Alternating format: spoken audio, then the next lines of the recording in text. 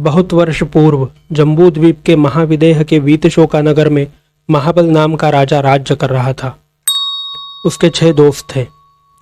इन 7 दोस्तों की दोस्ती इतनी गहरी थी कि बिना एक दूसरे से पूछे कोई कुछ नहीं करता था। एक बार धर्मघोष सूरी नामक एक बहुत प्रसिद्ध आचार्य वीतशोका नगर में आए। राजा महाबल और उनके मित्र उनका उपदेश सुनने के लिए गए और उनसे बहुत प्रभावित हुए। महाबल ने महसूस किया कि यह भौतिक जीवन दुख से भरा है। उसने भौतिक सुखों को त्यागने का निश्चय किया। उसने अपने फैसले के बारे में अपने दोस्तों को भी बताया और राजा महाबल ने अपने 6 मित्रों के साथ धर्मघोष सूरी से दीक्षा ग्रहण की। साधु के रूप में 7 मित्रों ने संयम और तपस्या की। महाबल खुद को कष्टों से मुक्त करने के साथ साथ संसार के प्राणियों को भी मुक्त करना चाहते थे। इतनी तीव्र करुणा की भावना से उन्होंने तीर्थंकर नाम कर्म का निर्माण किया। महाबल और उनके मित्र आत्म संयम के मार्ग पर अग्रसर थे। उनकी मृत्यु के बाद उन्हें स्वर्ग का सुख मिला। स्वर्ग का समय बीतने के बाद उन्होंने विभिन्न स्थानों पर मनुष्य के रूप में अवतार लिया। उस समय भारतवर्ष में मिथिला नगरी में कुंभ नामक एक राजा राज्य कर रहा था।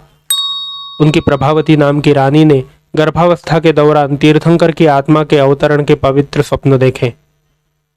नियत समय में प्रभावती ने एक सुंदर राजकुमारी को जन्म दिया, जिसका नाम मल्ली रखा गया। दिगंबर मान्यता के अनुसार तीर्थंकर मल्ली ने एक पुरुष के रूप में ही अवतार लिया था। कुछ वर्षों बाद रानी ने एक बेटे को भी जन्म दिया, जिसका नाम मल्लदीन रखा गया। शेष 6 दोस्त हस्तिनापुर, अयोध्या, चंपा, काशी, कांपिल्यपुर और श्रावस्ती में राजकुमारों के रूप में पैदा हुए। ये सारे शहर आज भी उत्तर प्रदेश और बिहार में स्थित हैं। कुंभ और प्रभावती अपने दोनों बच्चों को प्यार से पाल रहे थे। राजकुमारी मल्ली बेहद खूबसूरत और आकर्षक थी। मल्लदीन अपनी बहन का बहुत सम्मान करता था। राजा कुंभ अपने दोनों अपत्यों को एक उत्कृष्ट शिक्षा देना चाहते थे। उन्हें विभिन्न कलाओं में कुशल बनाने के लिए उन्होंने विद्वान शिक्षकों को नियुक्त किया। राजकुमारी मल्ली विभिन्न कलाओं में पारंगत हो गई। मल्लदीन भी एक सुंदर, शक्तिशाली राजकुमार और एक कुशल राजनीतिज्ञ बन गया। राजा कुंभ ने मिथिला में कला भवन की स्थापना का निर्णय लिया। इसके लिए उन्होंने एक भव्य भवन बनाया और प्रसिद्ध कलाकारों को आमंत्रित किया। हस्तिनापुर के एक कलाकार में अद्भुत अंतर्दृष्टि और असाधारण शक्ति थी। वह शरीर के मात्र एक हिस्से को देखकर किसी भी व्यक्ति की संपूर्ण स्पष्ट छवि बना सकता था। एक बार राजकुमारी मल्ली के पैर की उंगलियों में से एक को देखकर उसने दीवार पर उसका संपूर्ण चित्र चित्रित किया। जब उनके भाई मल्लदीन ने उनकी यह तस्वीर देखी तो उन्हें एक पल के लिए एहसास हुआ कि मेरी बहन मल्ली वास्तव में यहाँ खड़ी है और मुझसे बात करेगी। इसलिए उन्होंने हाथ जोड़कर उन्हें प्रणाम किया। लेकिन अब उन्हें पता चला कि यह सिर्फ एक कोरी तस्वीर थी। तो उन्होंने सोचा कि एक कलाकार मेरी बहन के शरीर के सूक्ष्म विवरण को भी कैसे चित्र में कैद कर सकता है। वास्तव में कलाकार के असाधारण कौशल और असाधारण शक्ति ने इस चित्र का निर्माण किया था। लेकिन मल्लदीन ऐसी शक्ति के भविष्य के दुरुपयोग को भी समझ सकते थे। इसलिए उन्होंने कलाकार की कला पर प्रतिबंध लगाने के लिए अपने राजनीतिक अधिकार का इस्तेमाल किया। भविष्य में दुर्व्यवहार को रोकने के लिए उसका दाहिना अंगूठा काट लिया गया।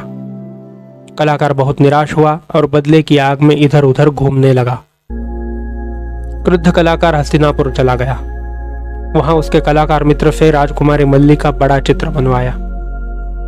यह चित्र पहले से भी अधिक आकर्षक और सुंदर था।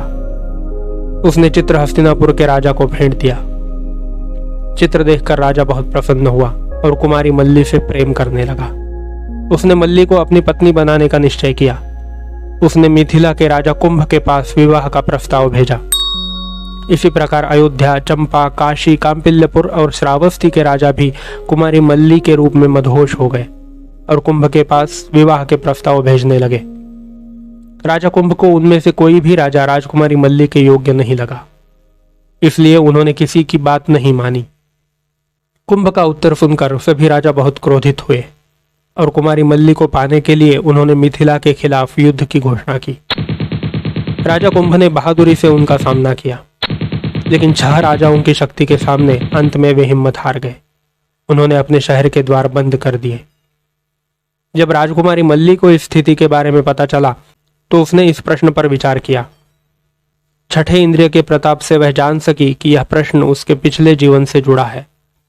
जैसे ही उसे पूर्व भव का ज्ञान हुआ, उसने अनुभव किया कि वह महाबल है और ये 6 राजा उसके मित्र थे। वे एक दूसरे के प्रति गहरे प्रेम के कारण चारों ओर से निकट थे। कुमारी मल्ली ने निश्चय किया कि यदि यह समस्या स्वयं के कारण उत्पन्न हुई तो वह स्वयं ही इसका समाधान करेगी। उसने अपने पिता से निश्चिंत होने के लिए कहा और कहा कि इसका समाधान वह खुद लाएगी। उसके महल के बड़े कमरे में 6 दरवाजे थे। प्रत्येक दरवाजे में इस तरह से कांच लगाए गए थे कि हर कोई देख सकता था कि बड़े कमरे में क्या हो रहा है, लेकिन दूसरे कमरे में क्या हो रहा है यह नहीं जान सकता था। राजकुमारी मल्ली ने अपना सजीव पुतला बनाया। पुतला अंदर से खाली खोखले जैसा था। मुंह का ऊपर का हिस्सा खुल रहा था। बड़े कमरे के बीच में एक मूर्ति रखी हुई थी और दासियों को दिन में 2 बार ऊपर से खाना डालकर तुरंत ऊपर से ढक्कन बंद करने को कहा गया था। अब कुमारी मल्ली ने अपने पिता से कहा कि 6 राजा मुझसे मिलने आ सकते हैं। प्रत्येक राजा अपने नियुक्त कक्ष में विराजमान हुआ। उन्होंने कांच के माध्यम से कुमारी मल्ली को देखा। वे सभी पहले से ज्यादा आकर्षित हुए और ज्यादा प्यार महसूस करने लगे। कुमारी मल्ली गुप्त द्वार से आई और मूर्ति के पीछे खड़ी हो गई। उसने पुतले का मुंह ऐसा खोला कि भीतर जमा हुए बासी भोजन की दुर्गंध के कारण सारे राजा नाक पर कपड़ा दबाए खड़े हो गए। कुमारी मल्ली ने आगे आकर राजाओं से पूछा कि जिसे तुम प्राणों से भी अधिक प्रेम करते हो, तुम उसके साथ क्यों नहीं खड़े हो सकते? उन्होंने स्वीकार किया कि वे इसकी दुर्गंध बर्दाश्त नहीं कर सके। मल्ली कुमारी ने समझाया कि स्वाभाविक रूप से खाया गया भोजन शरीर में सड़न पैदा करता है और रक्त मांस का समूह बन जाता है। उसने राजाओं से पूछा, क्या आपको ऐसे सड़े हुए शरीर का आकर्षण लगता है? केवल उसी की खोज करो जो वास्तव में शाश्वत है। राजकुमारी मल्ली ने पिछले भव के बारे में याद दिलाया और बताया कि वे 7 दोस्त बहुत प्यार से रहते थे। उन सभी को पूर्व भव का ज्ञान हो गया और उन्होंने सब कुछ त्याग कर अध्यात्म के मार्ग की ओर रुख किया। राजकुमारी मल्ली ने सांसारिक जीवन छोड़ दिया। वह आत्मचिंतन के लिए सहस्राम रवन पहुंच गई। घोर तपस्या के द्वारा उसने सभी घाती कर्मों को नष्ट किया और पूर्ण ज्ञान प्राप्त किया। वह जैन धर्म की 19वीं तीर्थंकर बन गई।